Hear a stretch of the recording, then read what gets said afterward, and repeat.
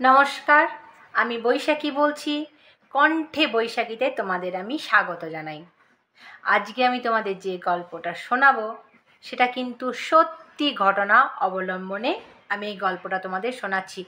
আজ থেকে 25-30 বছর আগে ঘটে যাওয়া ঘটনা আমি তোমাদেরকে শোনাচ্ছি। এক মেয়ে তার পিসির বাড়ি গেছে বেড়াতে। পিসির বাড়ি কোনো অকেশন ছিল না সেটা কিন্তু বলা ভুল, কারণ পিসির দুটো ছোট ছোট বাচ্চা আর তাদের অনেকগুলি দেওর ভাসুর ছিল। সেটা বড় কথা নয়, সেটা বড় কথা হলো পিসির শ্বশুরমশাই কোনো একটা কোম্পানিতে সার্ভিস করতেন। সেই সূত্রে তিনি একটা কোয়ার্টার পেয়েছিলেন। পিসির শ্বশুরমশাই কোয়ার্টার পাওয়ার ফলে তারা কোয়ার্টারেই থাকতো। এবার কি হলো, পিসিমশাইয়ের শ্বশুরমশাই রিটায়ারমেন্ট করবেন, অতএব কোয়ার্টার তাকে ছেড়ে দিতে হবে। কোয়ার্টার ছেড়ে দিতে হলে তাদের একটা নতুন বাড়ির প্রয়োজন, কারণ তাদের পিসি, তার পিসির বাচ্চাগুলো, তাদের দেওররা ননদরা কোথায় যাবে? আর সবাই জানেন কোয়ার্টার যতদিন চাকরি ততদিন কোয়ার্টার, চাকরি শেষ কোয়ার্টারও ছেড়ে দিতে হবে। তাই পিসির শ্বশুরমশাই একটা নতুন বাড়ি কিনেছিলেন। হ্যাঁ, বাড়ি কিনেছিলেন। কেউ সে বাড়ি বিক্রি করে দিয়েছিল, উনি কিনেছিলেন। কোয়ার্টার আর বাড়ির মধ্যে ছোট্ট একটু গ্যাপ, ওই গ্যাপের মধ্যে ছিল একটা আম বাগান।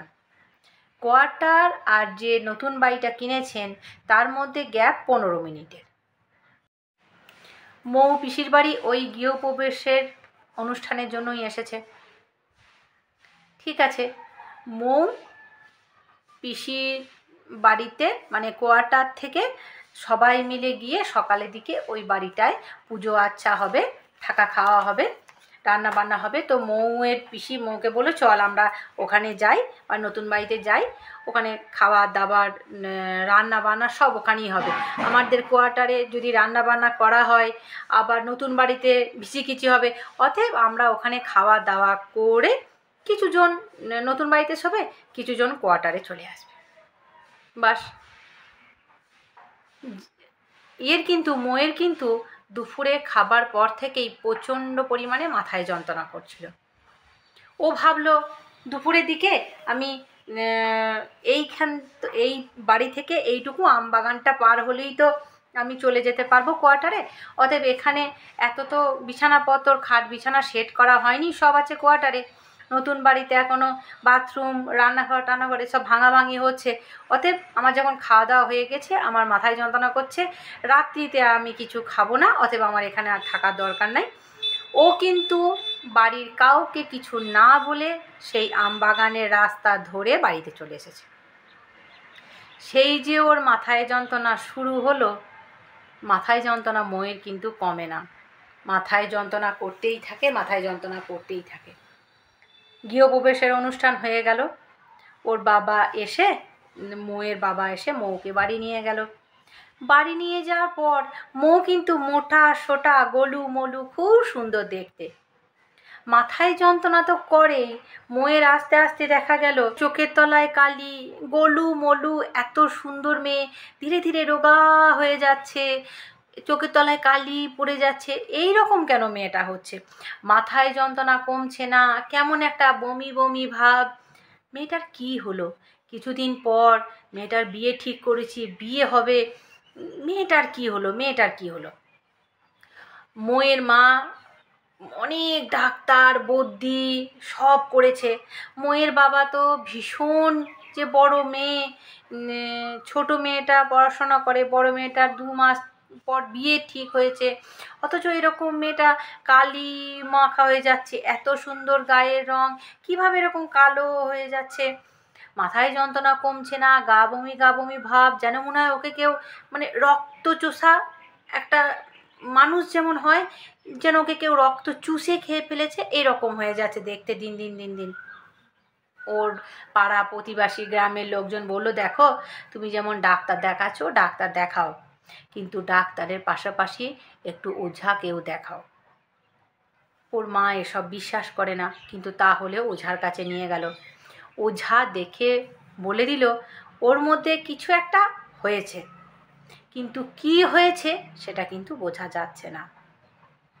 ইতিমধ্যে মৌ যে এত রোগা হয়ে যাচ্ছে, চোখের তলায় কালি পড়ে যাচ্ছে, তার কারণ কিন্তু রাতের ঘুম। কোনো দিন নিশ্চিন্তে মৌ রাতে ঘুমায় না। ওই দেখো গাছ, ওই দেখো গাছে কি ঝুলছে, এরকম বলে চিৎকার করে মৌ উঠে পড়ে। রাতে উঠে পড়ে আর কিন্তু মৌ ঘুমায় না, ভয়ে আতঙ্কে। ওই দেখো গাছে কি ঝুলছে, ওই দেখো গাছে কি ঝুলছে। ওর মা তো এসে মৌকে সান্ত্বনা দেয়, মুখে চোখে জল দেয়। ভয়ে মৌ কিন্তু রাতের পর রাত ঘুমায় না। ঘুমাইলি একই স্বপ্ন, একই স্বপ্ন, গাছে কেউ যেন ঝুলছে, ওই দেখো গাছে কেউ ঝুলছে। মৌয়ের মা তো বুঝতে পারে না ব্যাপারটা হয়েছে কি। পরে মৌকে নিয়ে সেই ওঝার কাছে গেল। ওঝা বলল যে এইটার সূত্রপাত কোথা থেকে হয়েছে। মৌয়ের মা বলল আমার ছোট ননদের বাড়ি ও গৃহপ্রবেশে গিয়েছিল। গৃহপ্রবেশে যাওয়ার পর ওর মাথায় যন্ত্রণা শুরু হয়। মাথায় যন্ত্রণা শুরু হওয়ার পর মাথায় যন্ত্রণা ভালো হয় না, ডাক্তার বদ্যি কবিরাজি করতে করতে আমি আপনার কাছে নিয়ে এসেছি। বললো ওর মধ্যে কোনো কিছু একটা তো হয়েইছে, কিন্তু কি হয়েছে এটা কিন্তু আমি বুঝতে পারছি না। তো আমাকে একবার ঘুরে আসতে হবে ওই জায়গা থেকে। তার আগে মৌয়ের বাবাকে পাঠাও মৌয়ের ছোট বোনের কাছে, যে সে যদি কিছু জানে যেন সে সব খুলে বলে। মৌয়ের পিসির বাড়ি যখন মৌয়ের বাবা গেল, তখন ওরা কিন্তু কোয়ার্টার ছেড়ে দিয়েছে, ওরা কিন্তু নতুন বাড়িতে চলে এসছে। মৌয়ের পিসি তো অবাক, কারণ মৌ যখন দুপুরবেলায় খাওয়া দাওয়ার পর চলে এসেছিল ওই আম বাগান দিয়ে, তখন কিন্তু মৌয়ের পিসি কিচ্ছু জানে না। ও বেচারা কাজে ব্যস্ত, মৌ কিন্তু কাউকে কিছু বলেনি। ও একাই আম বাগান দিয়ে চলে এসেছে কোয়ার্টারে, কোনো অসুবিধাও হয়নি, শুধু মাথায় যন্ত্রণা। এবারে হলো কি, মৌয়ের বাবা তো কোনো কিছু সূত্র খুঁজে পেল না যে বোনের বাড়িতে কিছু হয়নি। ও এই তান্ত্রিককে গিয়ে বলল যে আমি বোনের বাড়ি গিয়েছিলাম, বোনের বাড়িতে তেমন কিছু তো হয়নি। তান্ত্রিক বলল দেখুন আপনি যখন পারলেন না, আমাকে একবার যেতে হবে, আমাকে একবার নিয়ে চলুন, আর তার সঙ্গে মৌকেও নিয়ে চলুন। মৌ কিন্তু গেল সেই তান্ত্রিকের সাথে পিসির বাড়ি। কিন্তু ইতিমধ্যে আগেই বলেছি ওর পিসিরা কোয়ার্টার ছেড়ে দিয়েছে, নতুন বাড়িতে চলে এসছে। তান্ত্রিক নতুন বাড়িতে কোনো কিছুই সন্ধান করতে পারলো না। নতুন বাড়িতে কোনো রকম কোনো নেগেটিভিটি নেই, তান্ত্রিকের মনেও হচ্ছে না যে এই বাড়িতে কোনো নেগেটিভিটি আছে। তখন ওর পিসিকে বলল যে আচ্ছা তোমরা এই বাড়ির আগে কোথায় থাকতে? বললো এই বাড়ির আগে আমরা একটা কোয়ার্টারে থাকতাম। বললো কোয়ার্টারে কি তোমার ভাইজি ছিল? বললো হ্যাঁ। বললো তাহলে আমাকে কোয়ার্টারে নিয়ে চলো। তখন মৌয়ের পিসি বলল অতটা রাস্তা ঘুরে আবার যাব, একটা কাজ করুন, চলুন আমরা এই আমতলা দিয়েই যাই।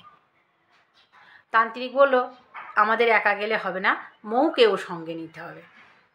মৌকে সঙ্গে নিয়ে আমতলা দিয়ে যেই না যাচ্ছে, মৌ ভয়ে, মুখে কোনো কথা নেই, করছে আর গাছের দিকে দেখাচ্ছে। তান্ত্রিক তো বুঝতে পেরে গেল এই গাছের মধ্যেই কোনো কিছু একটা ব্যাপার আছে, কারণ ওর মৌয়ের মুখের চোখে ইমপ্রেশনে বোঝা যাচ্ছে, মুখের চোখের ব্যবহারে বোঝা যাচ্ছে যে এই গাছেই ও কিছু দেখেছে। তান্ত্রিক বলল এখন বিকেলবেলা, এখন কিছু করা যাবে না, আসতে হবে রাত্রিতে, আর অনেক লোকজন যদি এখানে থাকে তাহলে সমস্যার সমাধান হবে না। অতএব মৌ আর আমি থাকবো। মৌয়ের মা বলল যে না, একটা অত বড় মেয়ে আমি কি করে ওকে ছেড়ে রাখি। তখন মৌয়ের বাবা, মৌয়ের মা, তান্ত্রিক আর ওই মেয়েটি, মৌ রাতের বেলায় গিয়ে ওখানে একটা জাঁকজমক করলো। জাঁকজমক করে দেখা যাচ্ছে একটা গাছ থেকে ধোঁয়ার মতো একটা কুণ্ডলী কি যেন ঝুলছে। ধোঁয়ার কুণ্ডলী, গাছ থেকে যে ধোঁয়ার কুণ্ডলীটা ঝুলছিল সেটা আস্তে আস্তে একটা গলায় ফাঁসের মতো কোনো একটা অবয়ব ডাল থেকে ঝুলতে দেখা যাচ্ছে। আর মৌয়ের মুখে চোখে বোঝা যাচ্ছে কীরকম একটা আতঙ্কের, কীরকম একটা ভয়ের ছবি। ওই যে গাছ থেকে যে ঝুলছিল তার সূক্ষ্ম আত্মা মৌয়ের মধ্যে এসে ঢুকেছে। মৌ তখন বলছে, জানিস আমার সঙ্গে কি কি অত্যাচার হয়েছে, আমি কি কি অন্যায় সহ্য করেছি। তখন মৌয়ের মাধ্যমে ওঝা মানে জাঁকজম্য করে বুঝতে পারল যে ওই গ্রামেরই একটা মেয়ে একটা ছেলেকে ভালোবাসত। ছেলেটা ছিল ভীষণ সম্ভ্রান্ত পরিবারের ছেলে। তো ছেলেটার সঙ্গে মেয়েটার একটা প্রেমের বন্ধন ছিল। একদিন ওই আম গাছের তলায় ছেলেটি মদ্যপ অবস্থায় আসে এবং মেয়েটির সঙ্গে ঝগড়াঝাটি করতে থাকে। পরে দুজনকে ভালোবাসে, মিল হয়ে যায় এবং তারা একে অপরের সঙ্গে শারীরিক সম্পর্কে জড়িয়ে পড়ে। তার সূত্রে হয় কি, মেয়েটি কুমারীর অবস্থায় মা হয়। পরে যখন জানা গেল, গ্রামের লোক যখন জানতে পারলো যে কুমারী মেয়ে মা হতে চলেছে, তখন মেয়ের মুখের সমস্ত কথা শুনলো এবং ব্যক্তিটিকে তাকে গ্রামের লোক জানিয়ে দিতে বলল। মেয়েটি যখন জানালো অমুক ব্যক্তি বা অমুক ছেলেটি ওর এই কুমারী মাতৃত্বের জন্য দায়ী, তখন ছেলেটিকে যখন ডেকে নেন, ছেলেটি সম্পূর্ণ অস্বীকার করেছে যে না, এটা হতেই পারে, তুই কী বলছিস, আমি কখনো এটা করতে পারি না। গ্রামের লোকজনেরা নানা কথা নানা রকম বলায় মেয়েটি লজ্জায় ঘৃণায় সেই দিন রাতেই ওই আম গাছে সুইসাইড করেছে। এর ফলে 1-1.5 মাস পাড়িয়ে গেছে। এখন তান্ত্রিক ওই মৌকে জিজ্ঞাসা করছে, আচ্ছা বল, মৌয়ের সঙ্গে তোর সম্পর্কটা কি? তুই সবাইকে ছেড়ে দিয়ে একটা বেচারিকে কেন ধরলি? তুই যখন জানিস তোর কুমারিত্বের জন্য ওই ছেলে দায়ী, ওই ছেলের জন্য তুই গলায় দড়ি দিয়েছিস, তো যদি কিছু করার হয় তুই ওই ছেলেকে কর, কেন তুই একে ধরলি, মৌকে কেন ধরলি? বলে, তোমরা জানো না, যেই ছেলে আমার মৃত্যুর জন্য দায়ী সেই ছেলের সঙ্গেই ওর বিয়ে ঠিক হয়েছে। আমি ওকে দেখেই চিনতে পেরেছি, আর যেহেতু ওর রাশি লগ্ন সব আমার সঙ্গে মিলে গেছে, ওর শরীর আমার খুব ভালো লেগেছে, অতএব আমি ওর মধ্যে প্রবেশ করেছি। তখন বলল, দেখ, এটা কিন্তু ন্যায় বিচার নয়। একজনার প্রাণ অন্যজনার জন্য কোনো রকমেই বলিদান দিতে পারে না। তুই একজনার দোষের ভার আর একজনাকে দিতে পারিস না। বলল, ঠিক আছে, আমি একে ছেড়ে দেবো, তুমি ওই ছেলেকে নিয়ে আসো। তারপরের দিন ওঝা অনেক বুঝিয়ে বাজিয়ে ওই ছেলেকে নিয়ে এসেছে। ওই ছেলের সাথে আবার মৌয়ের বিয়ের সম্বন্ধ চলছিল। 2 মাস পরেই ওই ছেলের সাথে মৌয়ের বিয়ে ঠিক হয়েছিল, যার জন্য মৌকে দেখেই ওই আত্মা চিনতে পেরেছে এবং ওকে আক্রমণ করেছে। ছেলেটাকে নিয়ে এসে সবার সামনে ছেলেটা স্বীকার করেছে যে হ্যাঁ, অমুক ব্যক্তি যে গাছে গলায় দড়ি নিয়ে ঝুলেছিল, সেই মেয়ে কুমারী যে মা হয়েছিল, সেই সন্তানের বাবা ছিলাম আমি। আমি তখন স্বীকার করিনি আমার যে আমি বড় লোক, আমার দাম্ভিকতার জন্য আমি এ কাজ করিনি। তবে হ্যাঁ, ওর সঙ্গে আমার একটা প্রণয়ের সম্পর্ক ছিল, যার জন্যও কুমারী অবস্থায় মা হয়। মৌয়ের মা বাবা এই সব কথা শুনে সেই ছেলের সঙ্গে মৌয়ের বিয়ে যে ঠিক হয়ে গেছিল, সেই বিয়ে ভেঙে দিল। সেই বিয়ে ভেঙে যাওয়ার পর সেই ছেলে যে কোথায় গেল আর তাকে কেউ কখনো সেই গ্রামের আশেপাশে বা কোনো জায়গায় তাকে দেখেনি। কিন্তু মৌ আস্তে আস্তে আস্তে আস্তে সুস্থ হয়ে গেছিল। আগে যেমন সুন্দরী ছিল সেরকম আস্তে আস্তে সুন্দরী হয়ে গেল এবং তার ভালো জায়গায় সুপাত্রে বিয়ে হয়ে গেল এবং এখন সে সুখে শান্তিতে সংসার করছে।